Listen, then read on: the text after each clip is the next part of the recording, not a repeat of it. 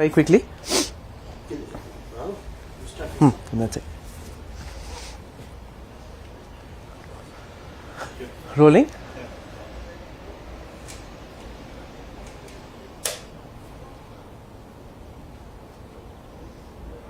Rolling. Hello and welcome. We live in unprecedented times. Very rarely have so many different kinds of crises played themselves out at the same time. Nobody quite knows where this geopolitical uncertainty will lead to next. But what we are doing here at the India Today studio at the World Economic Forum in Davos is setting up a very high quality conversation with some of the world's leading experts. There is no way we could have assembled this kind of a panel at the same place at the same time at any other place. I am privileged to welcome at this time, and I'll start from the far corner by introducing Bremer, one of the world's leading experts on global political risk. He runs the Eurasia group, so welcome, thank you. Flanking him is Kishore Mehbubani. He's been former president of the United Nations Security Council, top Singapore diplomat, academic. He's been on several of our shows and we're seeing him in person for the first time. It's great to have you with us. Thank you. We have Ivanna Klympush, Member of Parliament in Ukraine, Chair of the Parliamentary Committee on Integration of Ukraine to the EU. I want to introduce a special guest joining us on India Today television for the first time, Alexander Stubb, former Prime Minister of Finland, a top expert on the European Union, very respected voice here in Europe. He's the director and professor at the School of Transnational Governance in Florence. He's been Finance Minister, Foreign Minister, Trade and Europe Minister in Finland. Thank you, Mr. Stubb. It's great to have you with us. One of my favorite global commentators, Martin Wolf, Chief Economics Commentator for the Financial Times, widely tracked.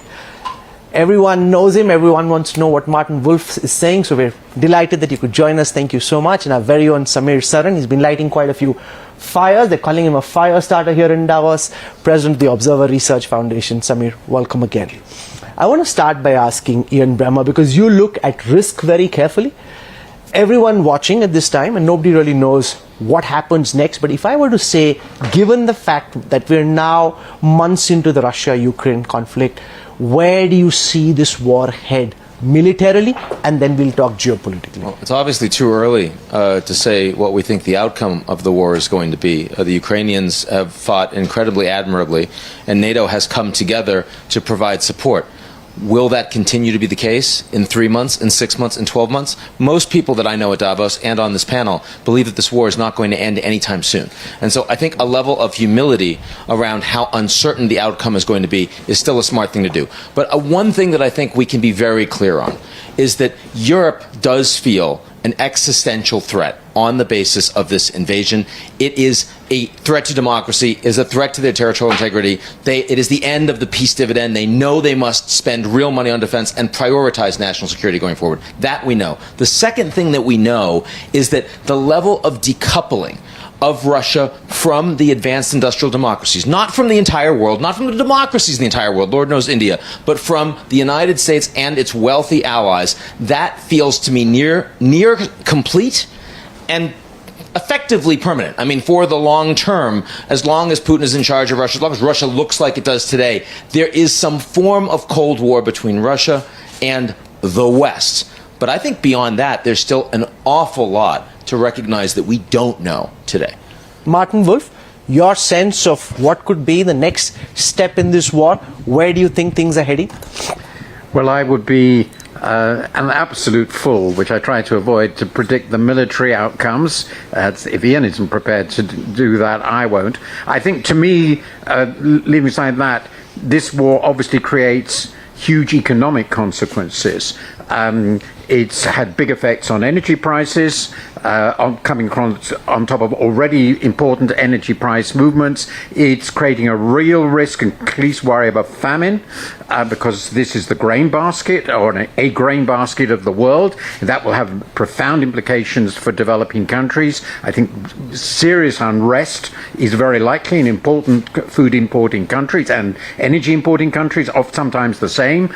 And this is in the context context of a still very unsettled world economy. The COVID shock is still there. We have exceptional inflation surges.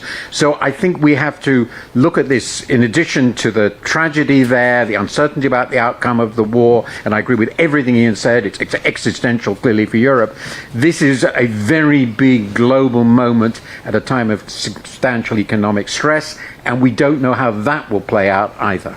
So let's deal with the economics for a moment, leaving aside the military aspects. There's a lot of talk about the potential of famine. How real do you see the fear being, especially in places like North Africa?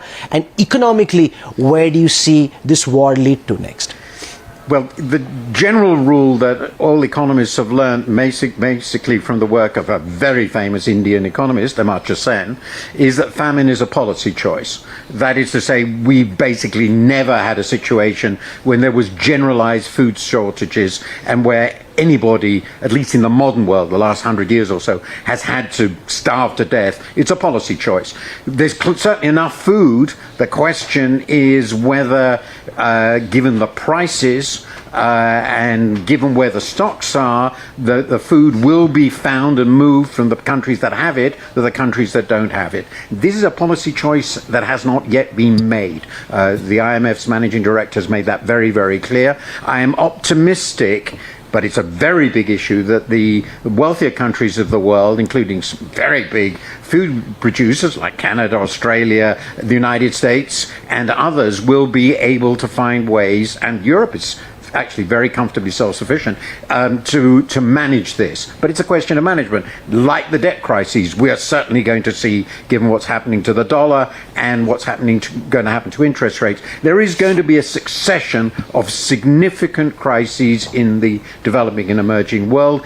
And the question is not whether we can deal with them, there's no question we can, but whether the people will deal with them. And there's one important element in some of them, but not all, and that's China. If we're dealing with a debt crisis, China is now one of the biggest creditors of the developing and emerging world, and cooperation between the West and China on debt is essentially non-existent. So there are policy challenges I see rather than fatalities. Very few people outside China understand China quite the way that Ambassador Mehbubani does. Looked at from your perspective, where do you see this crisis head next? Also possibly from a Chinese point of view? Well, there's no doubt that the Ukraine war has hit China very badly. And it's been negative for China on at least 4 counts. Number one, President Xi Jinping wanted in the year 2022 calm and stability because there's an important political transition coming up. Instead, he's got to deal with the domestic challenge of ending COVID-19, zero policy, and also dealing with Ukraine. Number two, his number one strategic partner, Russia, has been seriously weakened. That's a loss for China.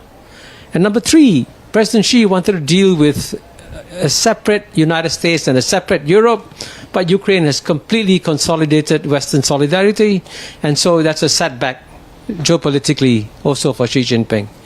And fourthly, of course, I think probably the biggest shock for China was the fact that they thought they had $3.2 trillion of assets in their foreign reserves.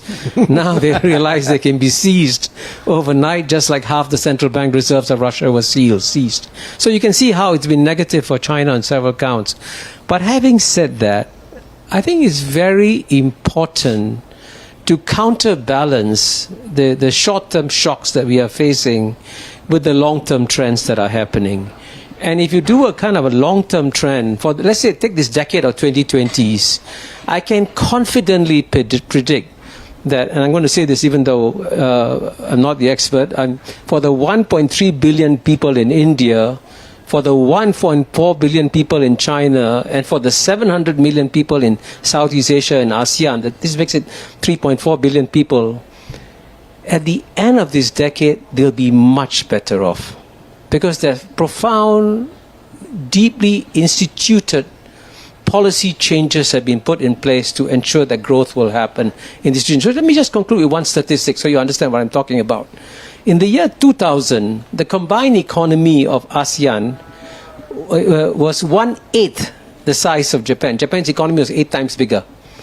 Now Japan's economy is only 1.5 times bigger. By 2030, ASEAN's economy will be bigger than Japan's. Mr. Stubb, from a European point of view, we're seeing greater European consolidation, EU looking more purposeful than it's seemed forever, at least on the outside. How do you see this war play itself out from here on, from an EU and Europe perspective? Yeah, certainly in the beginning there was an unprecedented unity between the European states, and in many ways the exact opposite happened to what Putin had wanted. You know, Ukraine became European, Europe became united, NATO found its new purpose, Transatlantic Partnership 2.0, and the icing on the cake, of course, Finnish and Swedish NATO membership. But I've been speaking with Ukrainian MPs today, and I'm warning of this sentiment of war fatigue. We're into day 90 of the war now, and the problem here is that our political leaders are not communicating the price of war. And we're pretty much in a situation whereby the focus is soon going to move towards inflation. It's going to move towards higher energy prices, higher food prices, the asylum crisis, and this is going to cause, I think, a lot of unrest in Europe and a conversation on a political level. I predict that this will start sometime around August, September. So this unity is unfortunately going to be a little bit shorter than expected. You don't think it'll stay this way? You don't think this is a new EU which is seeing the risks posed by Russia, possibly moving away from China, at least the countries which seem to be coming into China's grip, now realizing potentially the challenges posed by China? Sure, to a certain extent. I mean, there's nothing that unites you more than a common enemy, and I guess, Putin has done his best to do that on the European front, and this has revived the transatlantic relationship, and in that sense, taken a little bit away the focus from the US antagonism towards China. But I'm an old enough EU nerd to understand that, the European Union is not a utopia. It's always more than an international organization, less than a state, and there's always going to be bickering. And the more of us we have in the European Union, the more we're going to bicker. And in many ways, I say that it always advances in three stages. 1 is a crisis, 2 is chaos, and 3 is suboptimal solution. So that's, the EU that we live with. And that's very interestingly put, and it reflects a bit of what happens back home in India as well on most issues. But Ivanna, Mr. Stubb made an important point about fatigue. Everyone here outside of Ukraine wants the war to get over, as do people in Ukraine, but there's a certain sense of growing fatigue about where this ends. When you hear all of this, as a member of parliament and as a representative of the Ukrainian people, what's going through your head? Where do you actually see things go next? Well, for sure, we Ukrainians do not have the right to be fatigued or tired, Sure. because it's not only existential for Europe or for the free world, as far as I believe. It's totally existential for us, because what Russia is trying to do is trying to erase us from the map of the world, so as a nation and as a state. And therefore, for us, is the only choice to fight till we regain our territories, till we restore our territorial integrity, sovereignty and independence.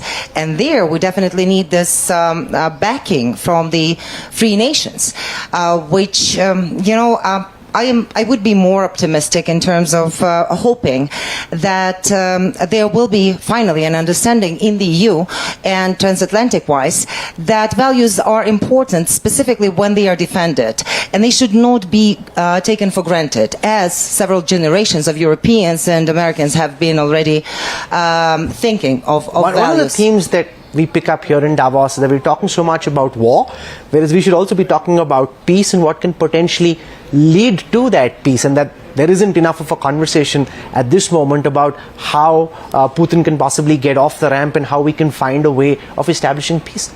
Well, first and foremost, there is no way for any face-saving exercise for Putin, because Putin doesn't have a face. That's one thing. Secondly, what's important to understand that this war, in order to ensure that there is security after this war is finished, needs to be ended in victory of Ukraine and the free world.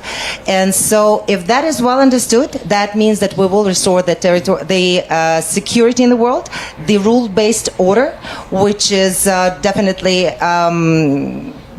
vanishing at this particular moment because of Russian actions, and that we will be able to actually think of the future not only exclusively of Ukrainian peaceful future, but actually much wider, not only region-wise, but also world-wise. Samir, Ukraine isn't losing, Russia isn't winning. far from what should happen, tell us what do you think is most likely to happen next? I don't know, and I think Ian is right. We all need to be a little humble here. We are in uncharted territory. Firstly, because in the 21st century, violating someone's territorial integrity is unacceptable, should be unacceptable, was not something that most military planners were planning for. So I think this is in some sense a grey swan, because we knew it was coming and it came. It came faster than we thought it would come. Now, having said that, I think there are three interesting perspectives that have been shared in this particular discussion. The first is on EU and its role going ahead. Can this be the moment when EU really becomes a political strategic security actor? Or as the conflict lingers on, will we see a reversal? And will we see back to the old ways? Will we see trade and transactionalism trumping any other value-based framework that EU today believes is fundamental to defend and fight for? I think that's one thing that we need to watch. The second, what about the other votes that were garnered in the first big UNGA vote, 140 odd votes that came? How many of them are going to feel the same a few months from now, 3 months, 6 months? Are we going to poll similar numbers, or are we going to begin to see those outside of the proverbial West really begin to get exasperated by a never-ending family feud? Because some are going to see this as a European problem and are going to begin to get on with their lives, as Kishore mentioned. And that's the third point.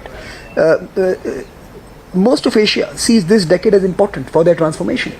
And for us sitting in India as well, I mean, yes, we'll have to steady the boat. We are being buffeted by inflation and challenges around some commodities and energy supplies. But I think there is also an opportunity in this crisis. And I can think of a few. The first, of course, is, can we right-size some of our relationships? This is the moment to reflect. Can we when I'm talking about dependencies, all sorts of dependencies on Russia, on the West, on some other important contributors to our political economy. And I think that right sizing of relationships is one thing. And you mentioned China, but I'm sure most countries are being faced with a few questions that they need to respond to today. And certainly India is going to be engaging with that, or should be engaging with that, in terms of resetting its relationships. That's first. The second, of course, is the economic question. And here I think there is a positive side to it. We are seeing growth and momentum, and we're beginning to see many folks unlock their economic potential in the fourth industrial revolution. But we are also seeing that what was the basis, the undergirding of the fourth industrial revolution may actually be a political arena. For example, technology. Technology is not apolitical. When Uncle Sam decides that we need to cancel Russia, technology companies cancel Russia. And so how safe is the fundamental assumption that our growth based on international platforms is sanguine? And I think that's the second question. And final question that I really want to leave here is, what does it do to the world's approach to China going ahead?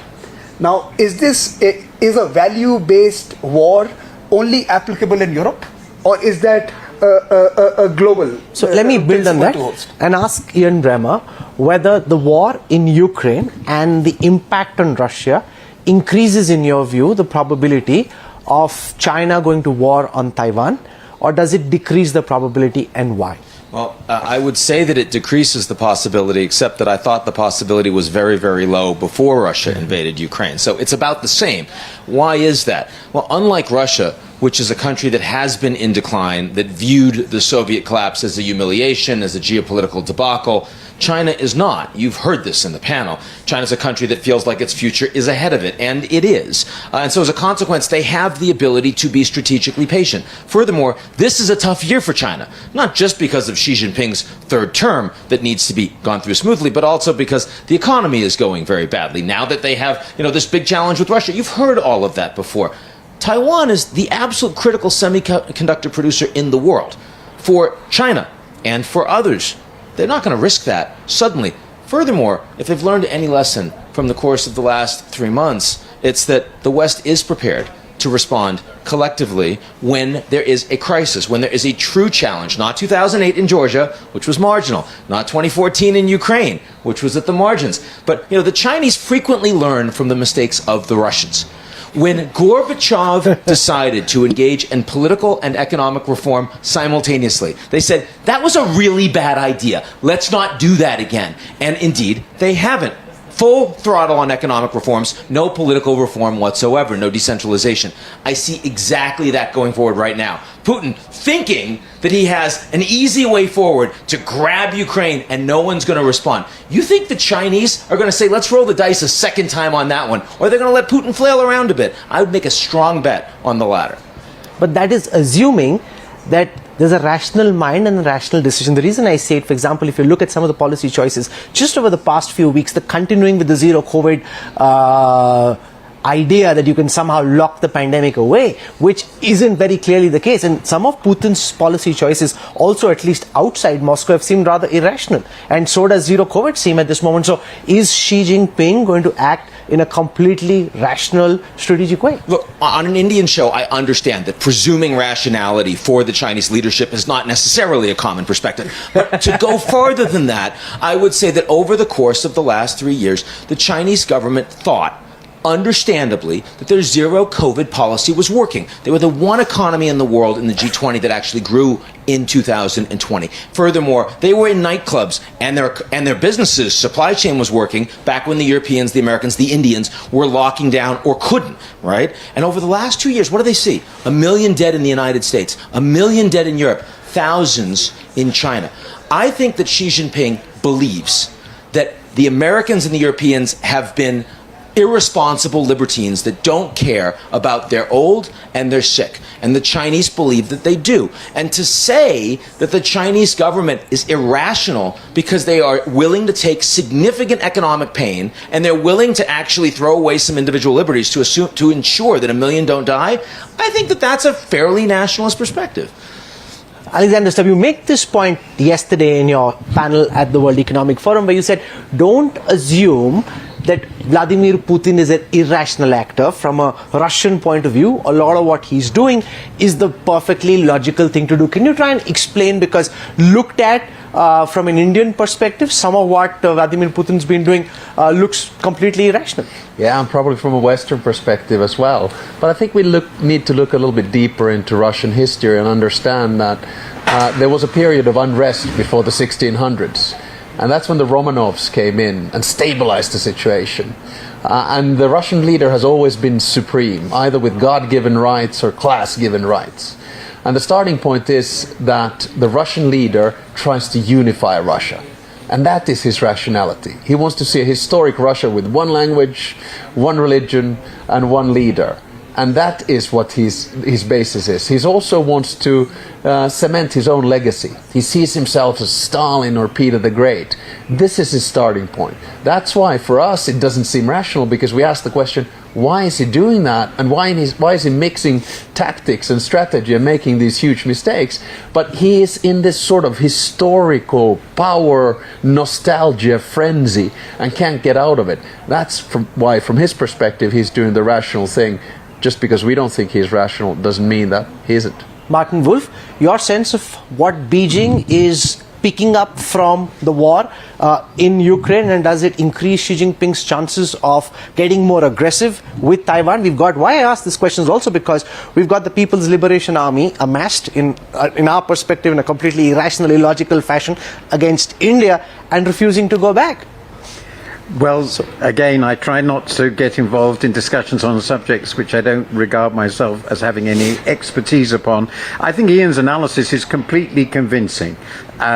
So if they were even borderline sane, they will not invade Taiwan. And if I were having to bet my life on it, I would take very, very long odds against that happening.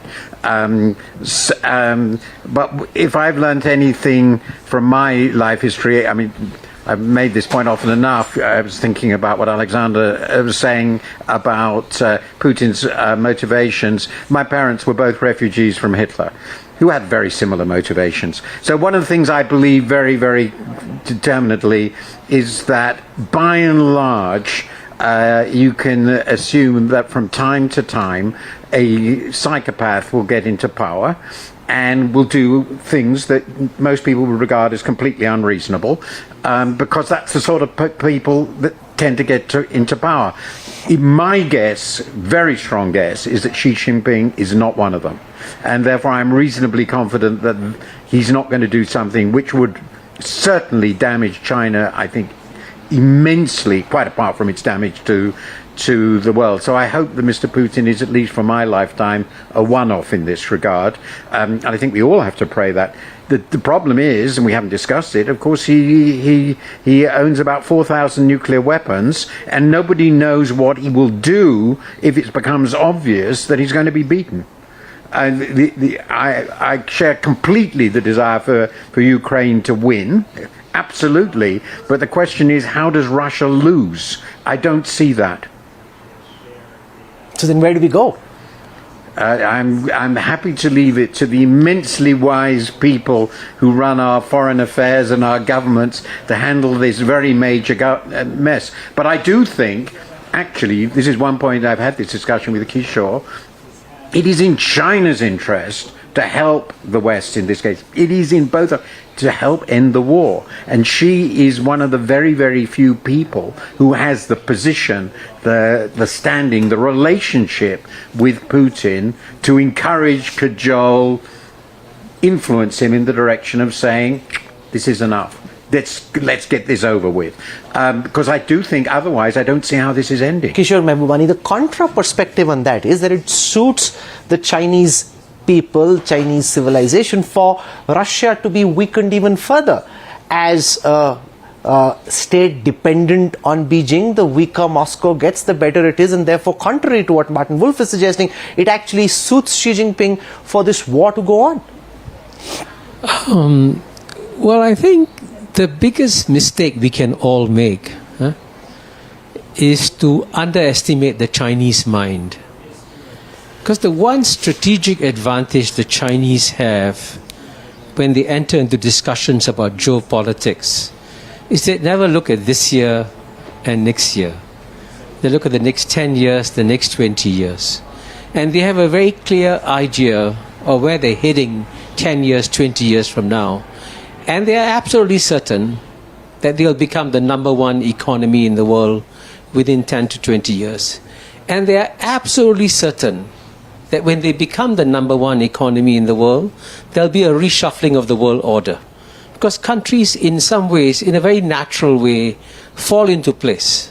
They acknowledge, okay, there's a new top dog in the room, and we have to work Very with often it doesn't happen in a bloodless, peaceful fashion. Yes, exactly. But that's exactly my point about not underestimating the Chinese mind. They also realize that the biggest mistake that China can make is to engage in a war in the next 10 to 20 years. Because they learned from Sun Tzu, that's a couple of thousand years ago, that the best way to win a war is to not fight it. And that's why they would avoid the use of massive war. And frankly, the big lesson I'm sure they learned from Ukraine is that you can have all the tanks in the world, you can have all the aircraft in the world, you don't necessarily win a war. So at the end of the day, it's in China's interest to have as much stability and order as possible. So if they can find a way of, in some way, bringing about an end to the war, certainly they'll be inclined to do that. But at the same time, a weakened Russia is not in China's interest.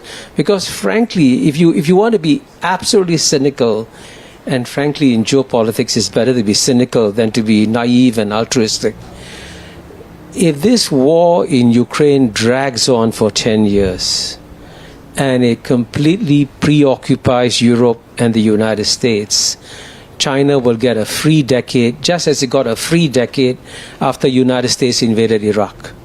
I can tell you, I was in the Security Council when the discussions came about whether or not to support the United States invasion of Iraq. In theory, China opposed it. In reality, China was so happy that the United States invaded Iraq. So when it comes to geopolitics, assume that you're dealing with a master chess player with a long-term horizon and that can move and adjust and adapt in a way that many in the Do you share Kishore's point of view, Samir? Because that almost makes it seem like the 10-feet soldiers, they play six-dimensional chess, and that there's no way India or anybody else can outmaneuver them. No, I think. But India cannot maneuver them. I think it's based on a few assumptions, Rahul. First is that I call it the Martin threshold. Is Xi Jinping a psychopath or not? I think that's the first test. And if he has similar nostalgic yearnings for the Middle Kingdom, Alex, as clearly someone else does, of Ruski meat, the question is, will that in many ways override the rationality we are attributing to China as an actor? And some would suggest, sitting in this part of the world where we live, Rahul, that we are seeing a degree of irrational aggression from China in more than one space. And I do not want to give a certificate of sanity to Xi Jinping just yet. I think this is the space to watch out for, and it would be to our detriment if we were to give that certificate. We will have to contend with two realities vis-a-vis China.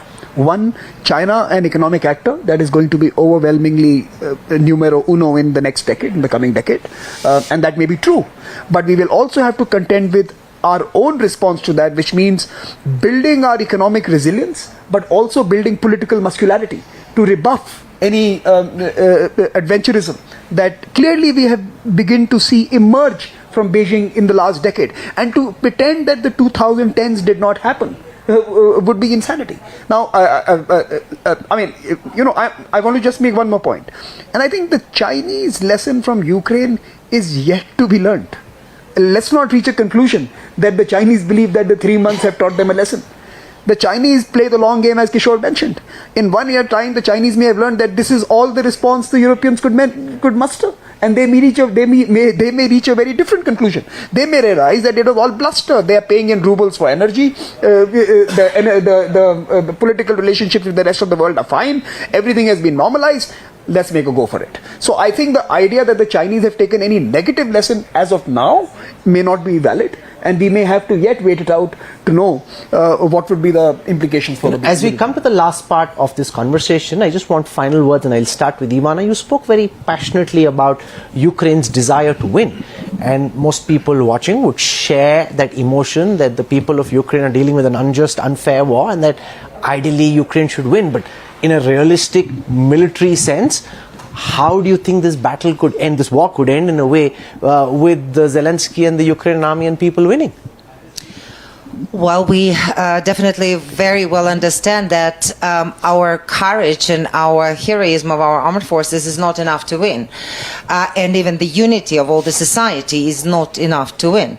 Nevertheless, what we are counting on, and that's why we are reaching out to all the nations who can provide us with some backing, is to give us instruments in order to be able to win.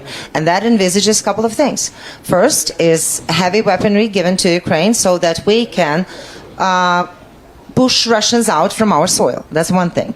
Secondly, definitely we see the difficulties in holding this unity with sanctions in the EU right now with the 6th package of sanctions. But I think that exactly sanctions should be another leverage of pressure on the Russian Federation. And third, we definitely need the understanding that there is a financial backing for Ukraine in order to be able to just meet the basic needs that are there today. Not to mention, I think that even during this Davos forum here, a lot has been surfacing with regard to potential food crisis. And I would like all of us to understand that food crisis is not because someone has imposed sanctions on Russian Federation, but that is because Russian Federation invaded unjustly, unprovokedly Ukraine. And that means that maybe we can get more nations on board with helping Ukraine to reach to that point to win. What's your sense, Mr. Stubb, before I end, of whether these sanctions are working as a tool of war? Have economic sanctions done enough damage? And what more should or could the EU be doing to try and put greater pressure on Putin to end the war? Sanctions are never a magic bullet, but they are an instrument of war. And we've seen 5 waves of sanction coming from the European Union. 6th one on the way. We've seen sanctions from the UK, the US, many other places. We have to understand the base case here, and that is that Russia will be utterly and completely isolated. That means politics, finance, economics, culture, sport, transport, and eventually energy. These just happen step by step. Now, I live in a country with 1,340 kilometers of border. Do I feel comfortable living to the biggest North Korea in the world? No, I don't. But this is the harsh reality and the value-based choice that we have to take in this particular situation. So sanctions are a big part of what's going on. Will they be enough? Never. But without them, we would not be where we are at the moment. I think you can leave. I'll conclude by getting a word in, but I don't want to hold you back. Just move that chair. We're in any case recording. Just 1 minute. We're almost finished. I'm just wrapping up. Thanks.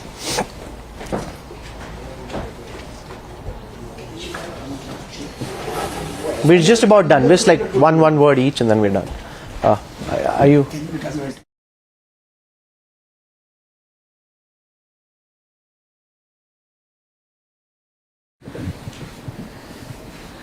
Martin Wolf, your sense on whether the economic sanctions that have been imposed have done enough punitive damage? Do they act as a deterrent? Are they really hurting Putin in the way that they should?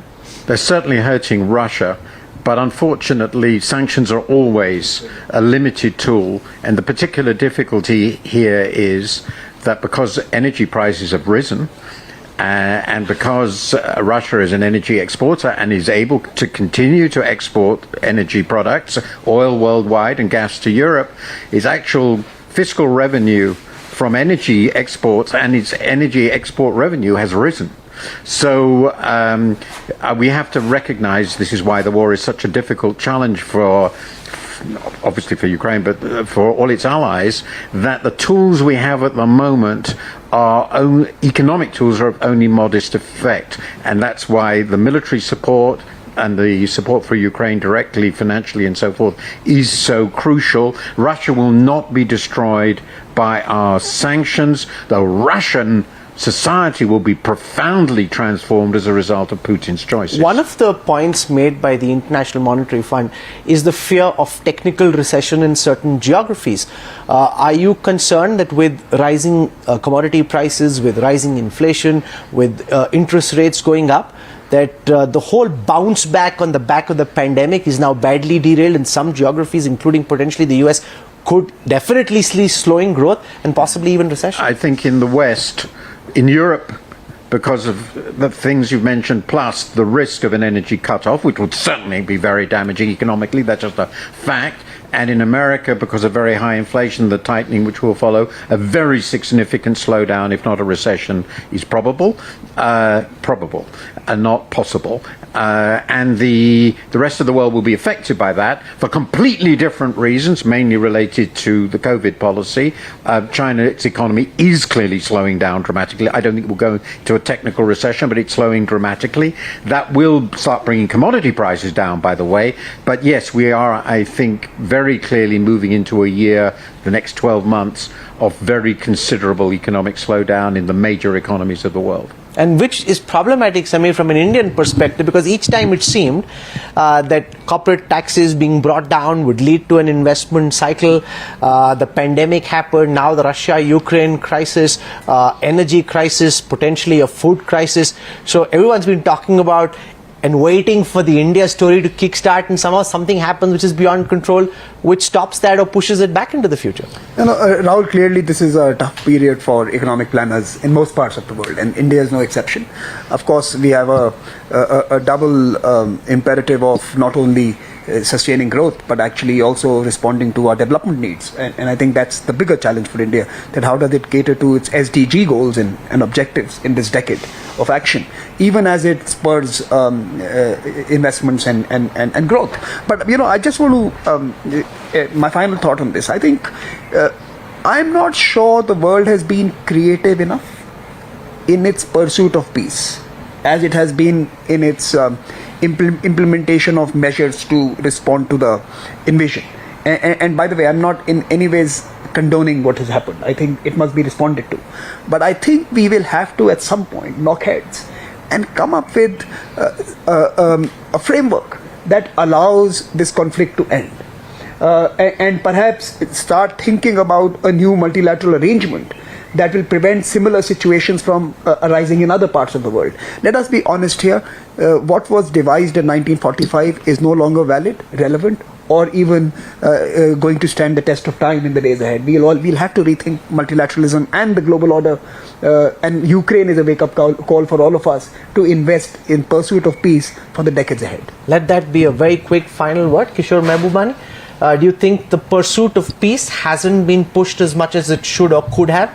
Do you have any diplomatic creative solutions which can potentially create space for peace? Well, I must say I would agree with Samir that at the end of the day, the war has to end. It's either going to end this year, next year, 5 years, it has to end. And I believe that we should try and end it as quickly as possible, also to save lives in Ukraine. But as you know, Henry Kissinger just said yesterday at the World Economic Forum that it's better for us to work harder to find solutions. And as a diplomat for 33 years, I would say that good diplomacy at the end of the day can find solutions. And it's called what they call creative fudges.